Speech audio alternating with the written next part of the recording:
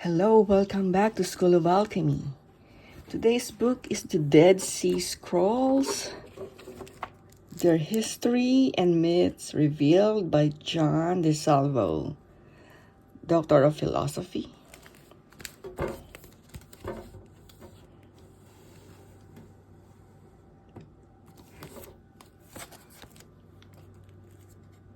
There you go. Printed in Thailand. And first thing what I like about this book is, right now you're looking at the dust cover. And when you go inside, look, it's the same. That's what I like about it. Because, some book when you go inside, it's just plain black or just plain. There's no title or whatever. So that's one of the things I like about this book. This is a hardbound.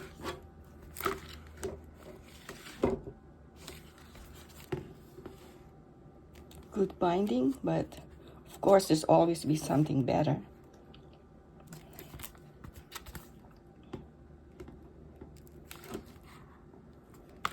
Just the side. And let's see how many pages are this.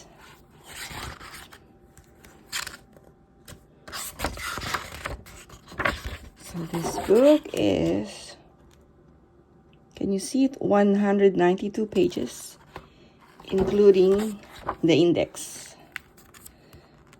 So I'm gonna do a flip.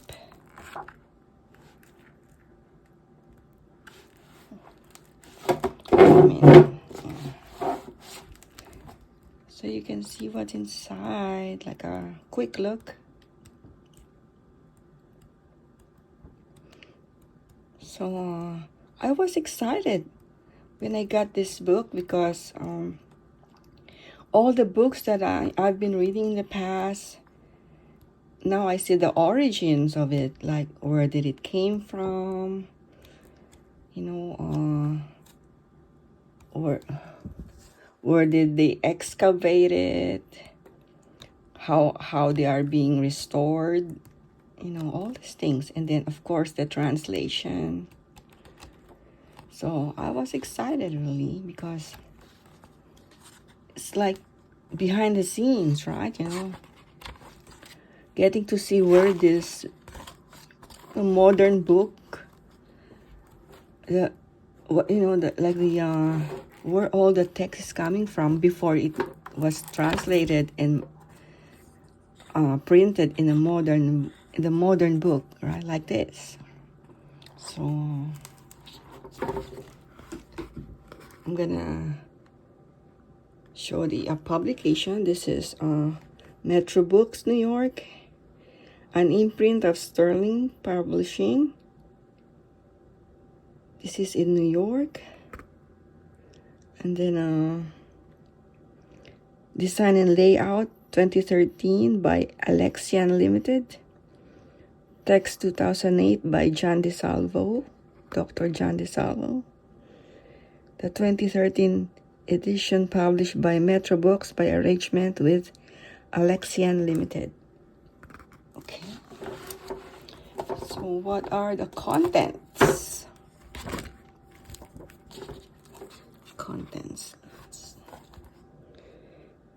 Okay, chapter 1.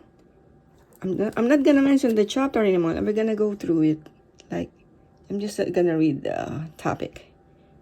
So, ancient religious texts, discovery and history of the Dead Sea Scrolls, classification of text, working and dating the scrolls. Yeah, I wanna know the word dating. Sample of scroll text, Khirbet Qumran and the SNS, artifacts, cemeteries, graves and caves, the Cooper Scroll and the search for buried treasure. That's exciting, right? The New Testament and the Dead Sea Scrolls, the Messianic ideas in Jesus in the Dead Sea Scrolls, and of course the glossary, bibliography, and the index.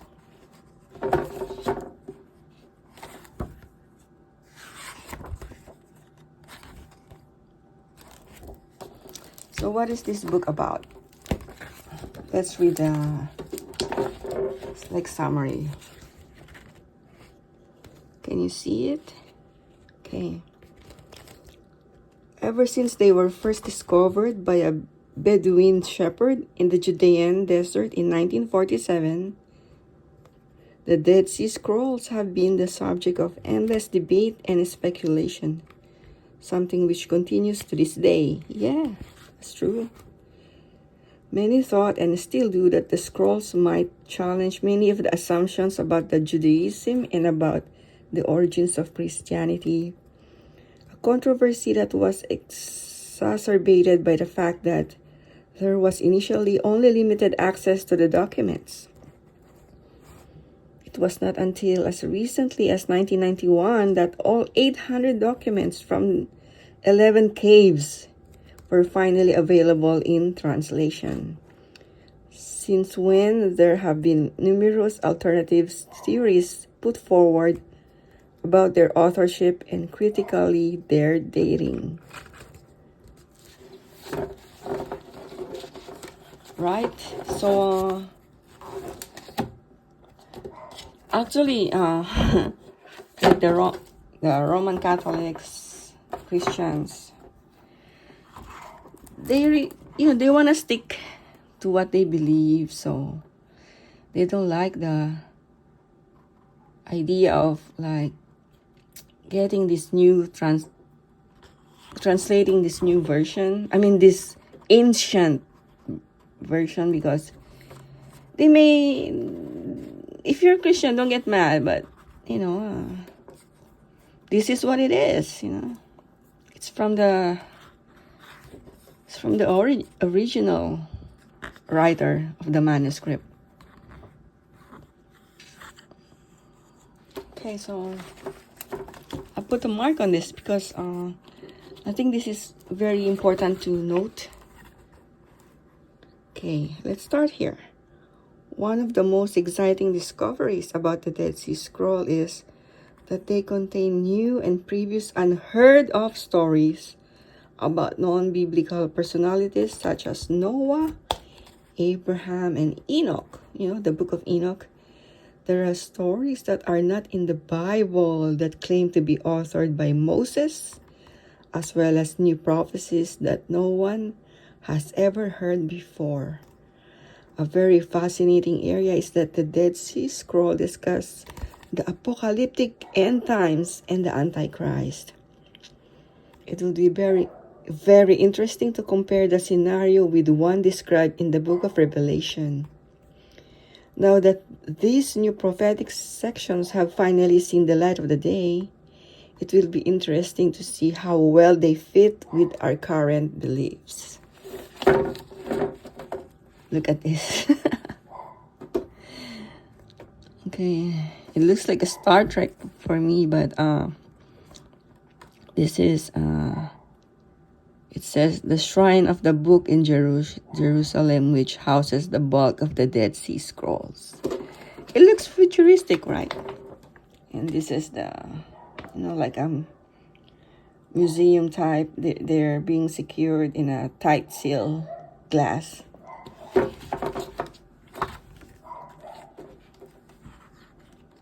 I like this, I'm into calligraphy. That's why when I see this thing, I get excited. So this is how it's being conserved. It's a conservator working on a sample of Judas Gospel discovered in 1978 in Egypt. This is the Diamond Sutra, Tang Dynasty Buddhist text found in Danhuang, China, dating from the 9th century BC.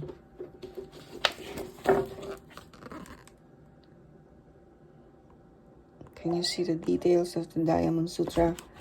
You know what? Buddha is wearing a swastika here, right?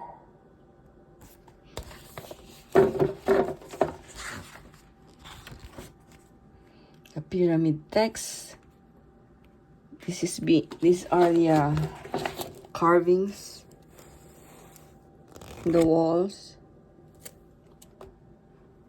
interior wall of the pyramid of Teti in Saqqara.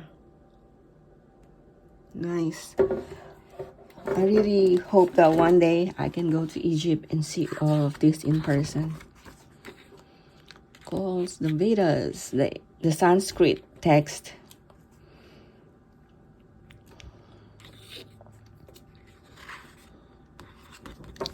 What else? I mean, I would like to see the Sanskrit in person too, because, you know, I read the Bhagavad Gita, the Mahabharata, and of course the famous,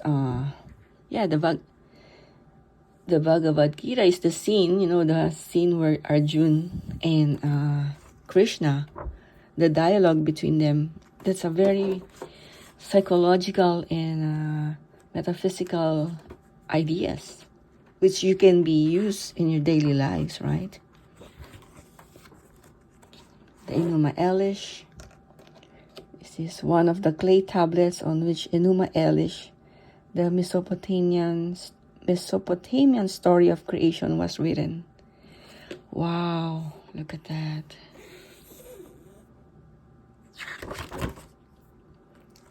The Bhagavad Gita. This is the Sanskrit text.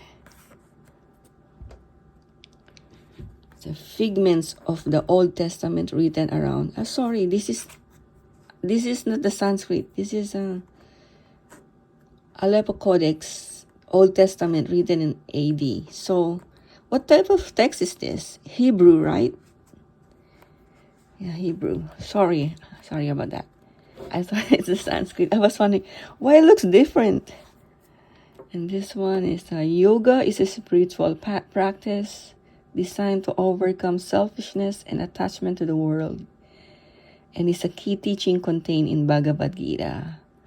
Oh yeah, look. Oh, it's beautiful. Look at the chakras. Oh. Look at the crown chakra. Wow. It's fascinating. Okay. 18th century copy of the Bhagavad Gita. Right. New Testament. The Nag Hammadi, of course. I mean, I used to have the Nag Hammadi codexes, the book with the red book, but I donated it to the library and I don't have it anymore, but maybe one day I'm gonna borrow one. The Quran. Muslim brothers and sisters, this is the Quran dating from AD 1200, which was once owned by Sultan Abd al-Aziz Khan. And opposite is verses from Sutra 11 of the Quran, written if Kufic and carved in stone. That's beautiful. I'm not a Muslim. But they are my brothers and sisters too. I have friends, especially in the Sufi tradition. So Han Dynasty, Mawangdui Scrolls. One of the Mawangdui Scrolls, which in the section illustrated talks of comets and their movements. Wow. So they're studying comets long time ago, right? I think the first astrologer are the people in the ancient past, because they don't have internet.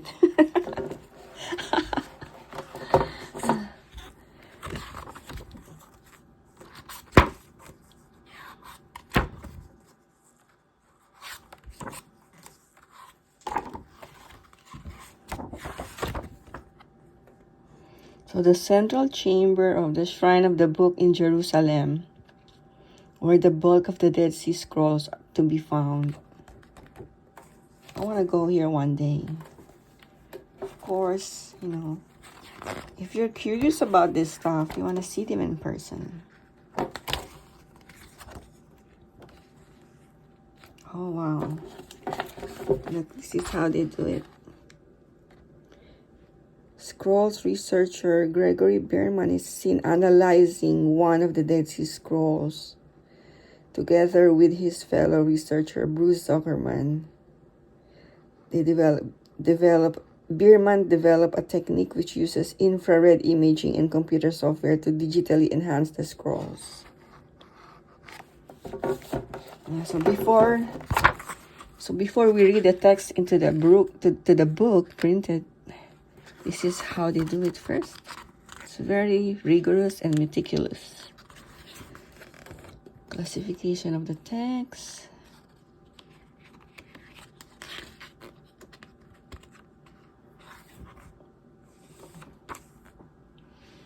Scrolls of leather parchment of the sort found in caves which have proved to be so durable. Wow. I want to touch it.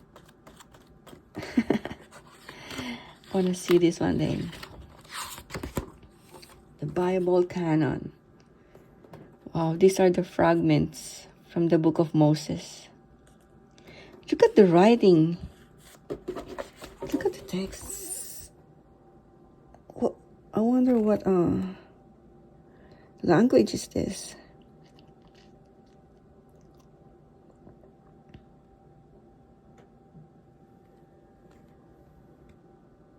They said that this was not included in the Bible. It's believed to be the writing of Moses. This is the Martin Luther translation of the Bible, published in 1534.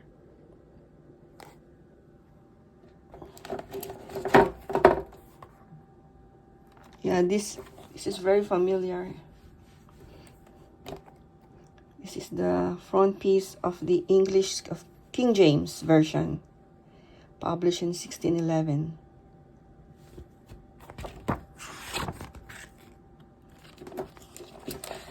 So here you will learn how texts from the Dead Sea Scrolls are classified.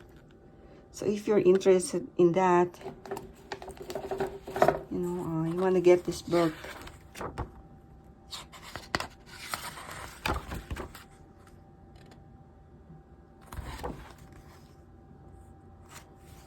So I'm just gonna flip through this again. Wow, look at this. This scroll was burnt and they're trying to dissect it. See, it was burned in the ashes. One of the scrolls from Cave 1, known as IQ Mysteries, is laid out with fragments in position, those demonstrating the painstaking work that is required to make sense of all the parts and fragments. Guys, the amount of work involved in restoration. Is this restoration?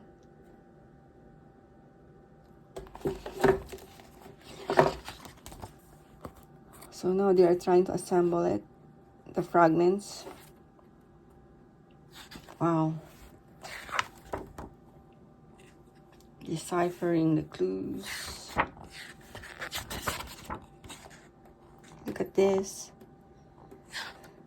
Looks like a photography or x-ray.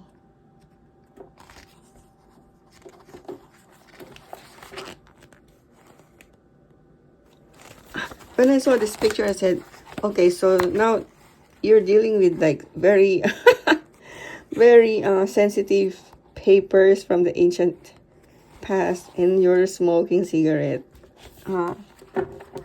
It's funny. I find it really funny.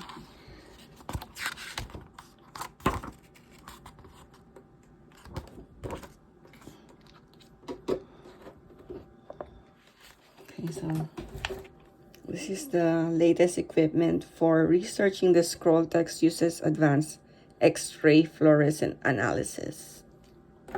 Okay, so let's jump through the notes that I marked.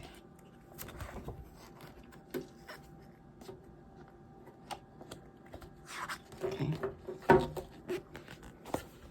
Look at this, it's beautiful.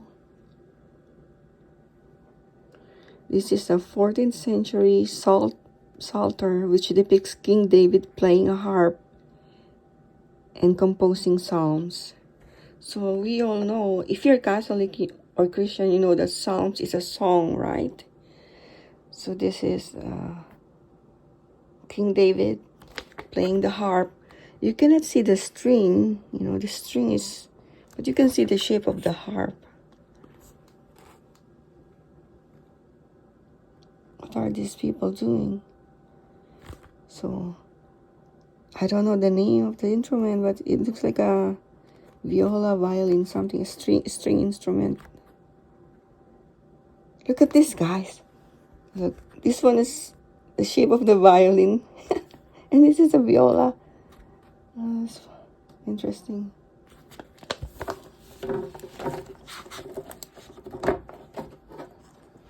Okay, it says here, modern Bible Psalms contain the modern Bible contains 150 Psalms attributed to King David. It is fascinating that there are Psalms in the Dead Sea Scrolls that are not present in the Bibles. Some of these Psalms are also attributed to King David, but we were not aware of them until the discovery of the scrolls. Right? So there are a lot of things they omitted in the modern Bible. And it's good to see them in person. Okay. It says here, this one is an example of one of the Psalm scrolls found in Cave 11, which was found to contain a number of both canonical and apocryphal psalms. So this psalms is not included in the Bible. Let's read a few lines, if you don't mind. Okay, if you're into Bible, this is one of the psalms. Because actually my favorite verses in the Bible are psalms because they're more light and not like apocalyptic. Okay, the living, they thank you. They of uncertain step give you praise when you make them know your mercy, when you teach them your righteousness. For the soul of all the living is in your hand. You alone breathe life into the flesh. Render to us, O Lord, by your goodness, according to your boundless compassion, your myriad righteous act. The Lord hears the voice of those who love his name. Okay, let's move on. The Damascus document. Wow. The war rule. Only a small part of the war rule was found in Cave 1, but it is nonetheless fascinating that it takes the sons of light and darkness that are active in the world. So, this, you can see it from here, the Isaiah the prophet. So I'm not going to read this. You can pause it, but I want you to get the book because it's really exciting for me, at least. They also have the community rule, the manual of discipline. Wow, I can't believe it. Aside from the Bible text, they also have community rule and war rule. It says here, the importance of reading the Torah is stressed in the rule of the community. Here in the 13th century illustration, King Solomon is seen at study.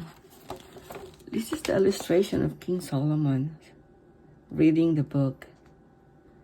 So as you can see,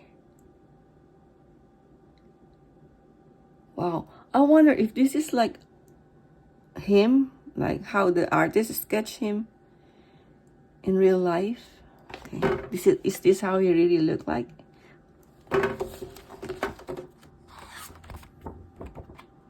Of course, Caravaggio, the death of Goliath at the hands of David in the famous painting of Caravaggio. I have a video about a book about Caravaggio's painting. It's also in this channel. check it out if you're interested. Okay, so this is the Ezekiel. It says here, the Ezekiel mystical vision of what the earth would be like if God's law was disregarded is depicted here in an early engraving. So this is Prophet Ezekiel.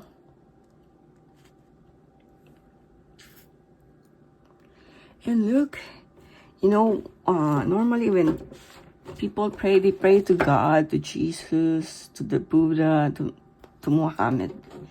But look, there is angelic worship, right? It says angelic worship texts are also found in the Dead Sea Scrolls.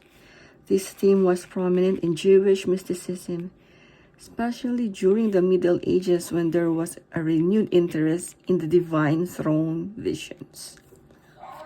This type of vision of revelation were known as Merkabah, which translate into the divine throne and had to do with the vision of seeing God.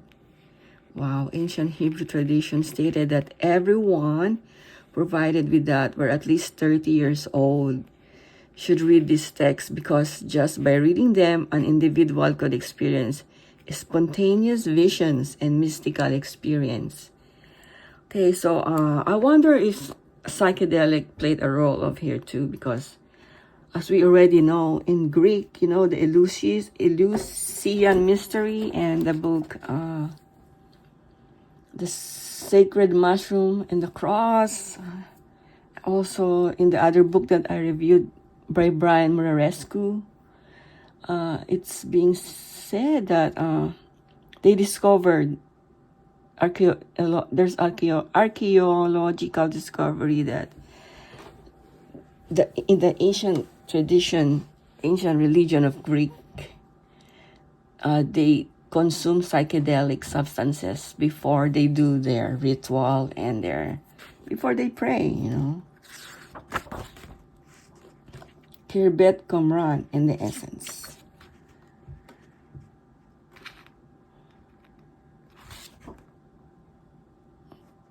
Look at this. I mean, the remains of the Jewish stronghold at Masada, which was sieged to by a Roman army, and which displays a great symbolism for all Jewish people. And this is a medieval depiction of the building of the Temple of Solomon, which was destroyed in 586 BC. I wonder how it really looks like in person. Discovering the authors.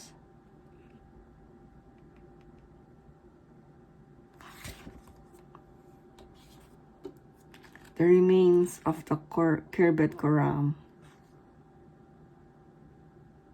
close to the Dead Sea, which was active from 130 BC.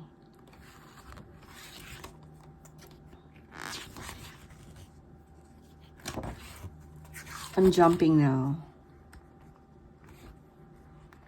So if you want to know about the Qumran community, it's worth, you know, getting this book, Esoteric Connections.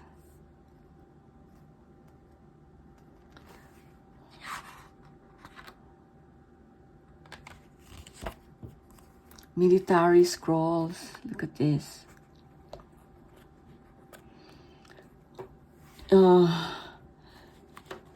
I don't know why they didn't publish a military scrolls like in the Art of War. I'm gonna get you the book. So,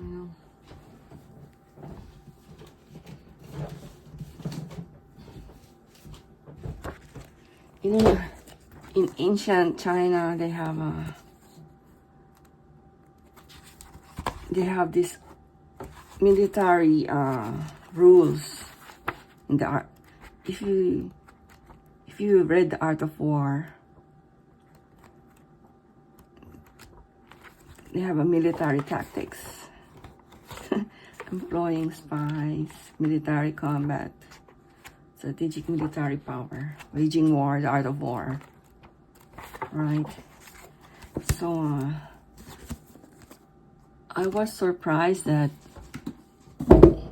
they also have book about war, but since the church doesn't want you to learn how to defend yourself and community, they don't want to publish this military scrolls. Look at this. Oops, what's that? The 11 caves.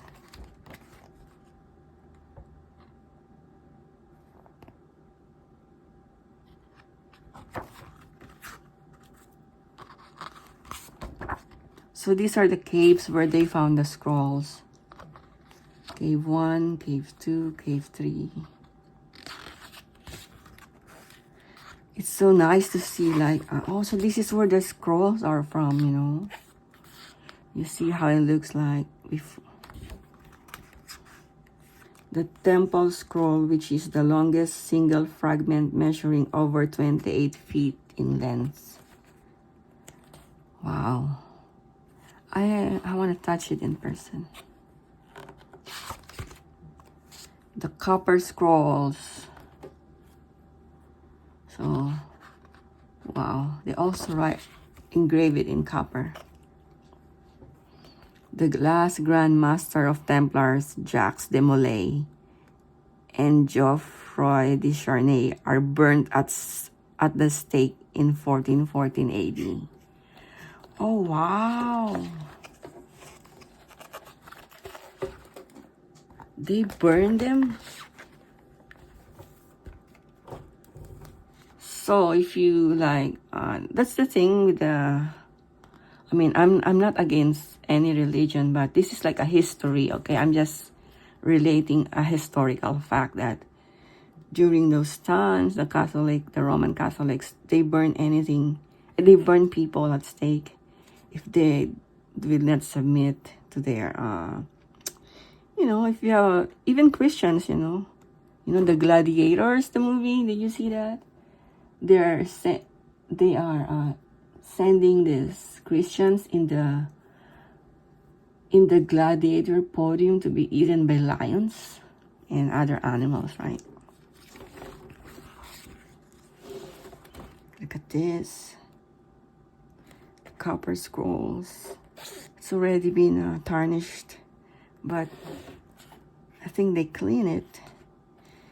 Okay, I don't know how copper looks like in a raw. Is this how it looks like? It looks like there's a green patina on it. Oh, this is how it looks like. Look at this.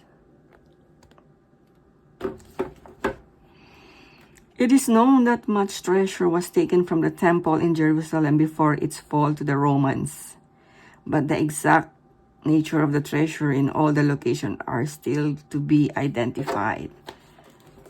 So, okay, so the Roman captured Jerusalem too. So, if you want to see stuff that are missing, maybe they're in the Vatican. In the Vatican archive, right?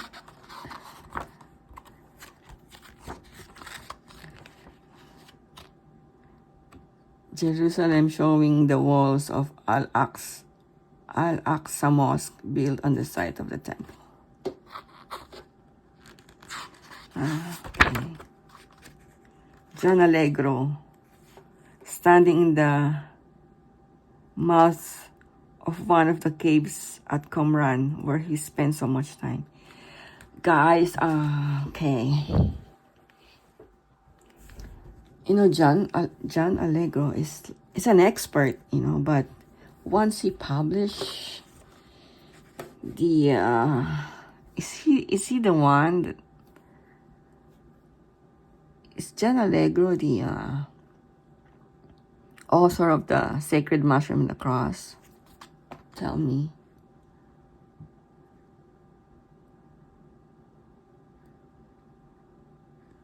The thing is, everybody knows he's an expert, but once he did the psychedelic book, they excommunicated him. So, a group of 20th century Sumerians holding an ornament scroll which is probably similar to the original Dead Sea Scrolls. Okay, guys, if you're a Christian, Catholic, if you want to know how Sumerian looks like, okay, Sumerians.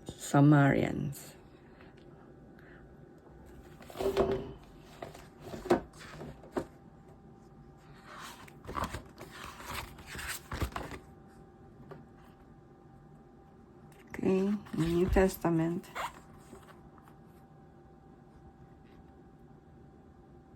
Look at this. Directional chart of the summit of the Mount of Nebo in Jordan, showing the distances to key sites including Jerusalem, Jericho, and Qumran. And here is the conspiracy theories abounded regarding the content of some of the Dead Sea Scrolls, including the accusation that Pope John the 23rd was instrumental in trying to prevent their publication. Look at this painting. Wow. Theories and conspiracy.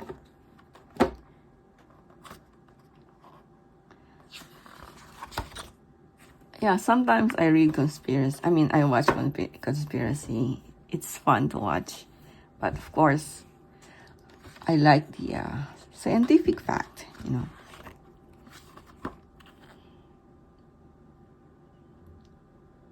Some experts have suggested that one of the Cave 7 fragments relates to the story of Jesus walking on water, which is contained in St. Mark's Gospel.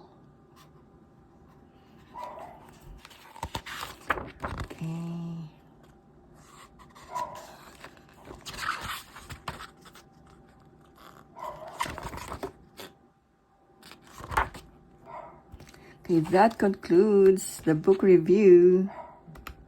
And as you can hear in the background, our dog is barking. So maybe he's hungry. So I'm gonna conclude this book review.